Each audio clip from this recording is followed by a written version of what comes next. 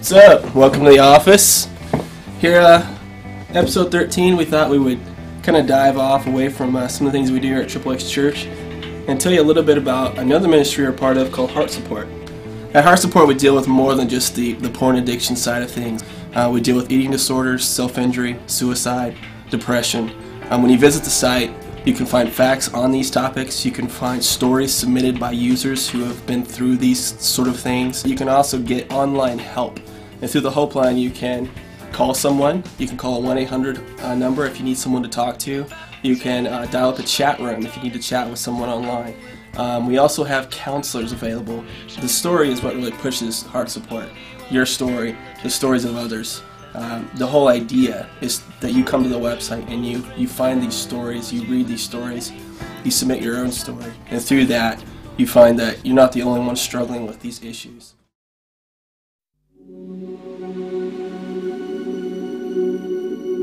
Sixth grade was the first time that I really, in my life, felt I'm really sad and I don't know why. And I think that was the first time that I had ever thought about injuring myself.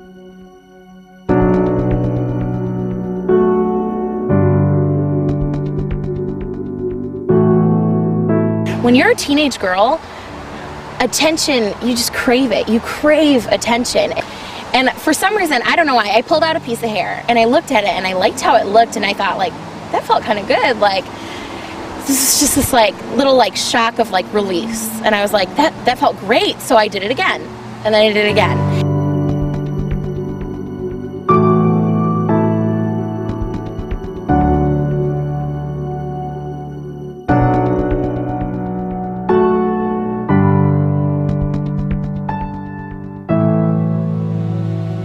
I would just pull my hair back so people couldn't see it, but then at night I just would pull my hair for hours.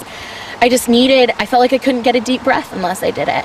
Lots of tension leading up to finally when I'd pull my hair and then just feel okay for a couple seconds, but then I just keep going and keep going and keep going. And I could do it for hours at a time. I'm still cutting secretly, I'm still eating tons, and then just added the hair pulling.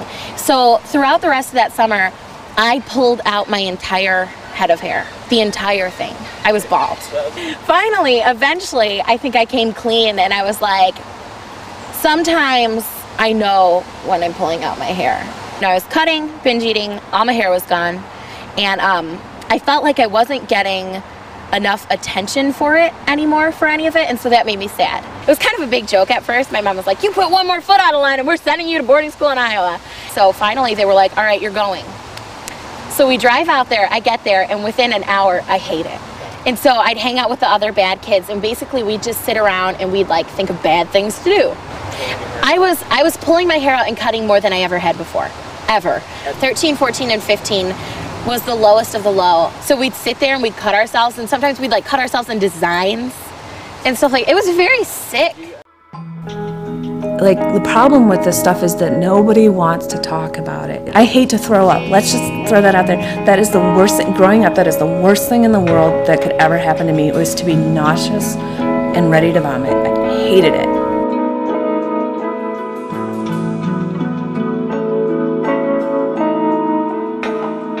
Never skinny enough, never pretty enough, never this enough, never that enough. I got up there and my grandpa put his arm around me and he goes, hey there, skinny. And my mom goes, she's getting there. I remember standing there and going, are you kidding me? I've lost 15 pounds in a month.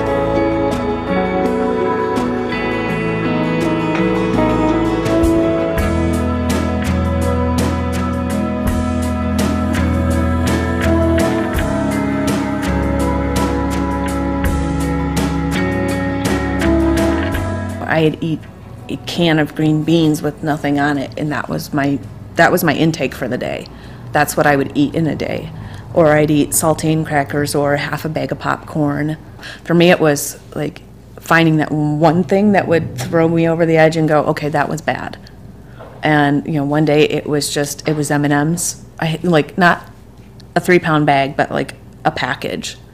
And going, I should never have done that. Oh my God, I'm gonna get so fat if I do this and I have to get it out. I have to get it out now. I did some nasty stuff. I learned how to throw up driving down the road at 70 miles an hour. I'm in Yosemite National Park. Hiding from my cousins and my aunt and uncle and like a bunch of people from their church so I can puke in the truck because I had too much to eat. You know, if I go from sitting to standing, all of a sudden, like starry, blacking out, I have to grab something and I can like compose myself. I fell down I never actually passed out, but I actually fell a couple of times. You know, I'd be sitting in the car wrapped up in a blanket, like my body convulsing because my kidneys were cramping. I'd plan my meals and when I would eat at work so that my timeline and my ability to throw up would be when other people were out to lunch. In dealing with people that have struggled with pornography for several years now, I've realized that there's other issues. There's issues of the heart that go beyond porn or drugs or eating. And to me, heart support is just a great extension of what we've already started with XXX Church as another place where people can go to for help. 10 years ago, I really could have used heart support. I really could have used a place that I could be brutally honest and open. That I could read other people's stories, that I could take part in the things that we wanted with heart support, because 10 years ago I was scared. I couldn't talk to my family and friends because I knew they loved me so much. I didn't want to let them down. I didn't want to let myself down, but inside I was a wreck. I was horribly depressed and I didn't really have a lot of places to go. And now here we are developing out this entire idea, a website to where you can go online.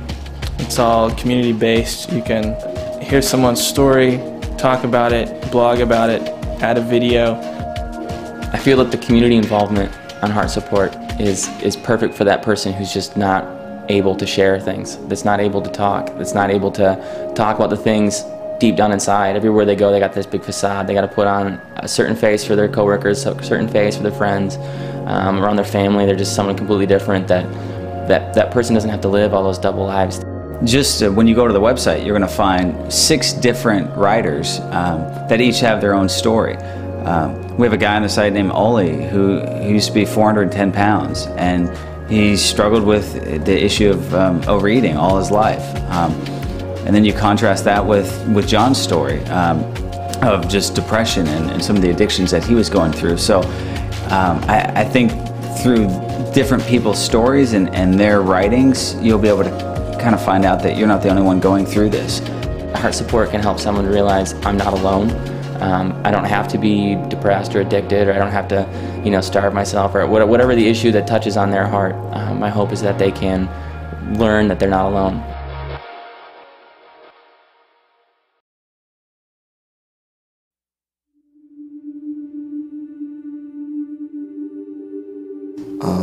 Those words, suicide, addiction, depression, for me, they were kind of like a 3-headed monster.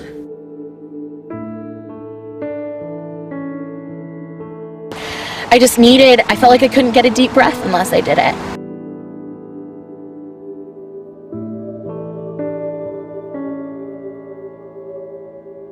Well, if there wasn't sexual addiction, how is it that I am 42 and I've been dealing with something that I started when I was 10? That's an addiction.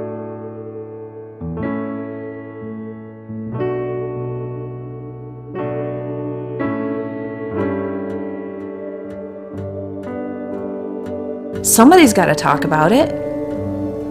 Like, the problem with this stuff is that nobody wants to talk about it.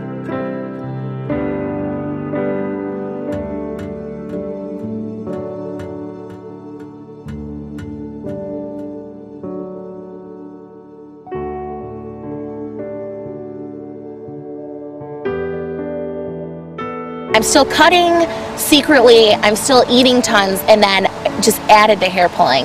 So throughout the rest of that summer, I pulled out my entire head of hair, the entire thing. I was bald. I'm starting to now spend initially maybe a couple hours looking, but then I'm on for 4 hours, I'm on for 8 hours, I'm on for half a day. I did some nasty stuff. I learned how to throw up driving down the road at 70 miles an hour. I was depressed all the time, and addiction just kept, the more I did it, the more I did those things, the more I wanted to kill myself. And I wish that somebody had told me in 7th grade, sitting on the floor, cutting myself in my room, that those words are not who I was. I was just a confused, lonely girl with a really good heart. You know, I can sit and talk about it now, but it took me years to admit I have a problem. Anything where people can go and talk and be real and understand that you are not by yourself in this. You know, you're not the only person that wants to end it. You're not the only person that is going through hell. For far too much of my time with this, I have felt alone.